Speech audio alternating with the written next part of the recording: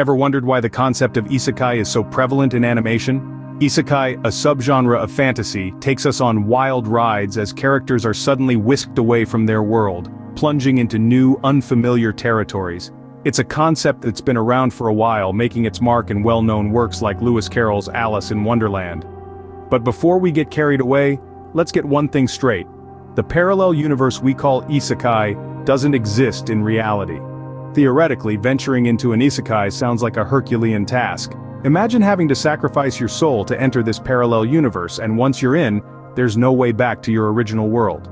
It's a one-way ticket to the unknown. This opens up fascinating avenues for storytelling, character development, and world-building. Though an intriguing concept, let's delve deeper into how isekai plays out in animation. Now let's dissect the characters and dialogues in isekai animation. Often, the characters in these tales come across as flat, lacking the depth we might expect from someone who's been whisked away from their world.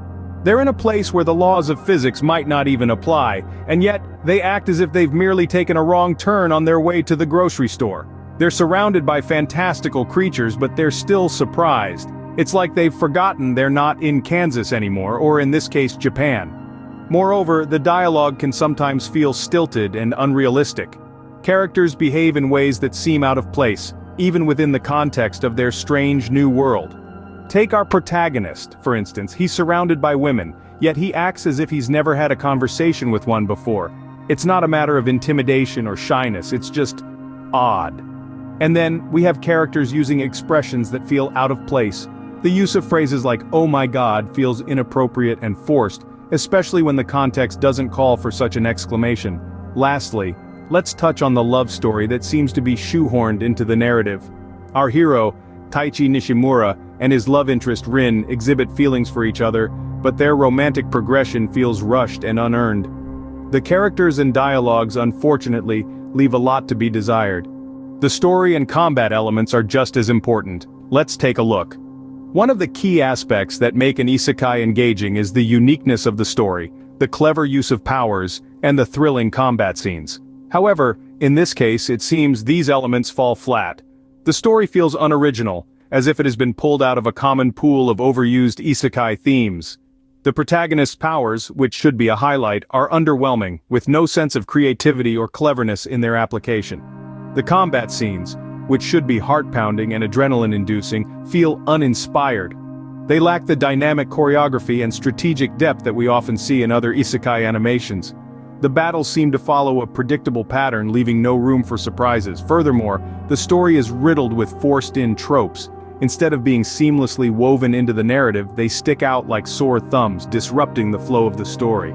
This makes the viewing experience quite jarring. The characters' journey, the evolution of their powers, and the battles they fight should be a thrilling ride. Instead, the story feels like a walk through a well-trodden path with no surprises or twists to keep the viewer engaged. Even the story and combat fail to impress, resulting in a lackluster viewing experience. To sum up, there are some glaring shortcomings in isekai animation. We've explored how the characters often fall flat, lacking depth and complexity.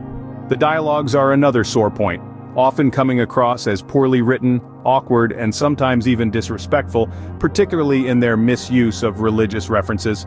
The storylines are frequently unoriginal, borrowing heavily from established tropes without adding anything new or exciting.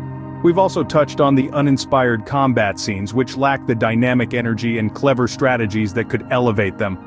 And let's not forget the forced romantic narratives. While romance isn't inherently a bad thing, when it's shoehorned in without proper development, it can feel contrived and unconvincing.